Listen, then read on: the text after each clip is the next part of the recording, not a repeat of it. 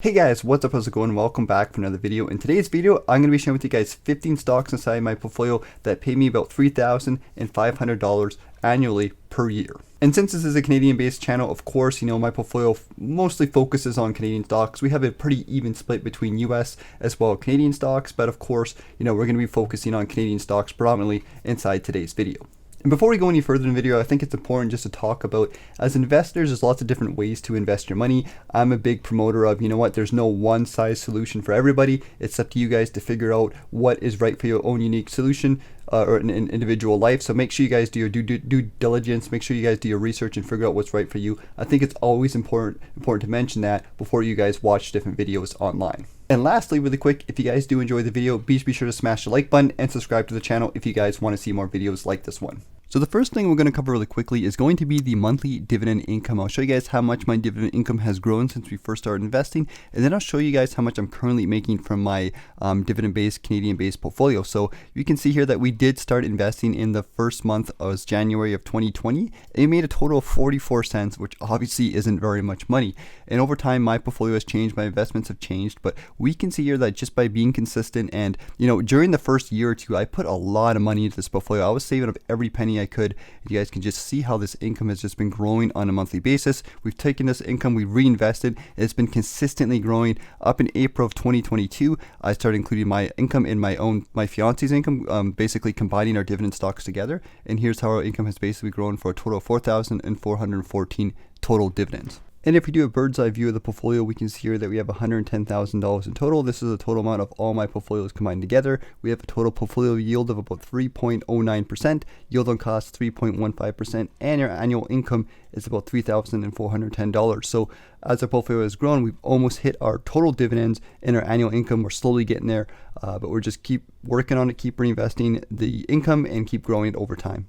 And when it comes to my own personal portfolio, I like to focus on a few different things. So the main thing I like to focus on is going to be growth inside my portfolio. This is companies just strictly growing their stock price. The second category is going to be companies that are focused on dividend growth. So these kind of go hand in hand with the growth companies, but these companies also have dividend yields and they're also growing them at a pretty aggressive rate. The third type of stocks they have are companies that are already well-established dividend companies. This is the more traditional dividend stocks that people think of. They have decent yields, they have stock growth, but they also are regularly increasing their dividends at a decent rate on an annual basis. And the last types of stocks that hold inside my portfolio are interesting ones called covered call ETFs. These are kind of a new feature I've been adding. These are ETFs at high yields, so they kind of give you good yields right away instead of you having to wait a long time into the future to get decent dividend yields. You kind of if you want to kind of say speed up the process of getting stocks or different ETFs that have really high yields, and typically covered call ETFs might have yields around like 7, 8, even 10%. So you're obviously getting a lot more bang for your buck. So let's jump inside Wealthsimple Trade, and I'm actually going to give you guys a rundown of the different types of stocks I have in the different categories and how my portfolio is actually structured. And if you guys would like to actually view my portfolio yourself and kind of look at my own individual holdings and see everything that I hold, be sure to check out the link in the description of this video to Blossom Social. You guys can download the app, look me up on there, and you guys can actually see my entire portfolio completely free of cost. So when it comes to the growth-based section of my portfolio, I really focus on holding a large chunk of my holdings in VFE, which is the Vanguard S&P 500. This is a Canadian-based fund. I actually have $50,000, so about 50% of my portfolio is in VFE, and I like to buy it in the form of an ETF because, number one, with conversion fees and different things like that, it's a little bit hard for me to buy US stocks, and also my expertise is more in Canadian stocks, and I can just buy the overall US market, get the exposure, and hold lots of different stocks here. I exported the holdings for the S&P 500 VFE, which is what I hold. And you guys can see like a lot of big companies, tech companies. You get large exposure to all these different companies that, more focused on growth, less dividend yield, but you're getting that nice growth, and typically it will grow over time. It may take a couple years, but it's more of a long-term investment. It's going to take a little bit of time, and you're getting that growth over time as these stocks raise in prices. But lots of good stuff here, lots of everyday stuff that you use on a regular basis, good quality companies in here, and you really can't go wrong, in my opinion, investing into a fund like this. Now, when it comes to Canadian stocks inside my portfolio that are more growth focused, I typically hold most of my growth in the US market, but I also do hold growth in forms of stocks like ATD, Alimentation Couche-Tard. This is another growth-based Canadian company. Think, lots of stock growth. We can check out the past 5 years, tons of growth within the company, low dividend yield. But, the funny thing about ATD and some of these more growth-based stocks is they actually have good dividend growth as well. Another good example, this would be CNR, Canadian National Railway. I don't hold a lot of holdings of this. This is one I do want to expand upon. But once again, you guys can see this is just stock growth. Just stock price alone, the company grew 65% in the past 5 years, plus its dividends, plus its excessive dividend growth rate as well. These companies that have the low yield, they can really exponentially grow those dividends. And I also hold Loblaw stock as well for employer match programs. So, those are probably the 3 stocks I hold that are Canadian focused on growth would be ATD, CNR, and then Loblaws. So just to hammer this in here, just to kind of do a quick little recap, these are typically stocks that have lots of growth, crazy growth, low dividend yields, high dividend growth, but also you're kind of really buying long-term into the market. You're going to have to hold these stocks for a while in order to get value and for them to really grow. All right, guys, so the next type of stock we're going to be covering is the good old-fashioned Canadian dividend stocks. These are the dividend stocks that everybody knows. These are the stocks that have decent yields today. They have dividend growth, but they also give you opportunities to grow in price, and they have some pretty good solid returns overall. So stocks I hold inside my portfolio that are more dividend focused, kind of like the classic dividend stocks, are going to be stocks along the lines of like AQN, Canadian National Resources, Canadian Tire, Manulife, Power Corporation, TELUS, and TD. These are more traditional dividend stocks, pretty Canadian classics here, nothing too crazy, but they're focused on having already a well-established yield. They do focus on some growth. Ideally, I like to pick ones that have a little bit of growth, but I also like the ones that have decent dividend growth as well. So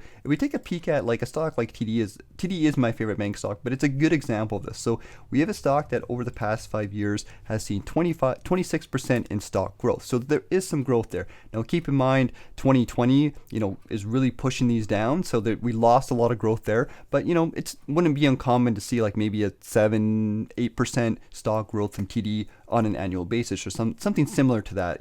Like it's going to be up and down some years, but we do have growth is what I want to point. And if you want to see a long-term example of this, we can see like long-term, like TD has grown really well. TELUS is the same thing. We could go over the past 5 years, up 17%. Max, we can see a lot of consistent growth, even though it does have a pretty high dividend yield of 5%. TD is the same thing. It's got a 4% yield, so it's got growth, it's got yield. And these companies, I also like to focus on ones that are increasing their dividends on a somewhat regular basis. There might not be like huge increases, like 15-20%, but maybe we're getting like 7-8-10% dividend growth, as long as it's sustainable and they have good old-fashioned payout ratios to support it. That's kind of the focus here. So that's the stocks I hold inside my portfolio, and pretty much all my dividend stocks are Canadian based for tax bonuses, and I can throw them inside my TFSA and it makes sense. So those stocks are really like the common dividend stocks that everybody knows and loves in Canada. And honestly, if you pick these stocks or add a couple inside your portfolio, you really can't go wrong. So the last type of stocks I hold inside my portfolio are more of a controversial, more of a newer type of ETFs. These are called covered call ETFs. So these bad boy ETFs are basically for income investors or anybody who wants to kind of take that growth and instead get it in form of a distribution that is usually paid on a monthly basis. So most of these ETFs don't have a lot of stock growth. Usually they're pretty kind of flat for the most part. But remember, guys, you got to look at the distribution yield. So instead of getting any real meaningful growth, you're mostly getting that growth paid out in a monthly distribution. So when it comes to the covered calls inside my portfolio, I only actually hold 2 ETFs, and these are pretty big, massive ETFs that hold a lot of individual ETFs, so you get tons of exposure with them. And I'm not too sure if I'm going to really focus on adding any more in the future, but I think I'm pretty good with these 2 right now. And that's going to be HDIV for the Canadian market, and for the US market, it's going to be the Hamilton Fund, HYLD. So these are once again some pretty big funds, pretty much focused 100% on distribution growth, and it's important to understand this. So if we look at the distribution history, or we even look at the yield right now for HYLD, it's at 14%. Now this is a super high yield. Now keep in mind the market went down quite a bit. If we go into Wealthsimple Trade and we take a peek, the US market dropped a lot this year, and these funds hold a lot of tech stocks, so they took a big beating. If you look at the all-time return, they did go down 24%. So the reason why the yield is so high right now is because of the fact that the market went down so much. Typically speaking, you might get like a 9 to 10% yield from some of these ETFs, so just kind of keep that in mind. That's the reason why the yield is so high, and that's another big reason why I've been buying them, to kind of get these yields at a cheaper price. HDIV is not so bad. We're seeing at about a 9% yield. Once again, Canadian markets have not went down as much, so obviously the yield is kind of where it wants to be, around that 8 to 9%. It's not too bad. But once again, the main focus for these is to kind of get distribution growth. And again, if we take a peek at HDIV on Google, we can see that max all time, it's about -3%, but this is just the stock growth. Since July 23rd, 2021 to now, you might look at, oh, it's not really good, it's down -3%, but you have to add in that yield, and that's where it actually has performed quite well. It's actually performing on par with the S&P 500 since it first started. So it's important to note those things, and again, we're really focused on the distribution yield with these funds. So if you need income right now, or you want to make your money that you have invested actually paying you money now on a regular basis, then these funds are actually ones that you want to take a look at. So at this point in time in the video, we're kind of getting near the end. I just want to do an overall conclusion and kind of do a wrap up here of why I build my portfolio the way it does. Basically, essentially, if you look at my portfolio, you know, me and my fiance, we're still pretty young. I'm 31 at the time of doing this video. She's in her late 20s, 27 years old. So, you know, we still have a pretty long time horizon. Like, we're not going to be retiring for another 30-ish years, maybe, probably more likely less than that, hopefully. That's the whole point, is saving up this money. But the one thing I want to kind of point out there is you never really know what's going to happen in life, and a lot of people have the idea of like, and there's nothing wrong with doing this, but they kind of want to invest their money, they want to wait till they get old, and then they want to retire. But the reality is, I'm not going to try to make this sound sad or bad or anything like that, but you never know really how long you're going to go in life. You don't know if you're even going to make it till retirement, and this is one of the things that I've thought about for a long time. So me and my fiance want to kind of structure our portfolio so that we can kind of course it's going to grow in the future and our money is going to increase, but at some point in time, you know, once you have your expenses covered and your income is growing, it kind of begs the question, you know, do you really need it to, like, does it really matter if you have an extra couple $1,000s or extra couple $100,000 when you have enough money to fund your life and you're going to be perfectly fine? So we want to enjoy our money now. We've also adapted more to a part-time lifestyle where I'm not working a full-time job all the time. I'm kind of working like a part-time job and doing the side hustle, which is this YouTube channel. And my fiance works kind of like a part-time job too, and another job. And it kind of just feels a lot better for us. It gives us more free time to do things. We can take better care of ourselves. It gives us more flexibility. And honestly, guys, in terms of our relationship and stuff like that, it gives us more time to spend time with each other. And it's very helpful for that. And I can only imagine, you know, as the future goes and we have more stressors in our life, like, you know, when we do eventually want to buy a house, when we want to have kids, you know, I imagine that the part-time lifestyle is going to benefit us even more. But of course, you know, our life might change, our investing needs might change, our financial needs might change. So this is what we're doing right now. But, you know, in the near future, maybe we'll work more, maybe we'll change our investment strategy, but we kind of like a nice balanced approach where, once again, our portfolio is always going to grow, but we can also benefit from some of the income today. You know, I'm going to tell a bit of a story here, guys. You know, I had 2 people in my family pass away over the last couple years, and none of them got to retirement. And it kind of just opened my eyes to the idea that, you know what, you got to enjoy life and you got to enjoy the money you have now. And I think with the tools we have, and if you make a nice diversified portfolio, you can have a nice balanced life that focuses, you know, not only on the end game, but also on the journey along the way, which I think is probably, honestly, guys, the most important part. So once again, everybody's goal is going to be different. Everybody's going to be in a different point in your life and whatnot. But I just wanted to kind of talk about that because I think people miss the lifestyle part of investing. You know, they get so focused on the total return, they don't think about like what investing really is. And investing really is a lifestyle. You're buying into a lifestyle that's going to let you to do what you want to do, or set up your life to be a certain way. So anyways, guys, just wanted to kind of put that out there.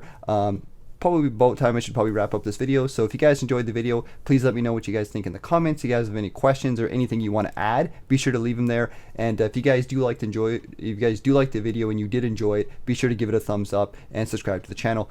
Take care, guys. Have yourself a good weekend, and I'll see you guys later.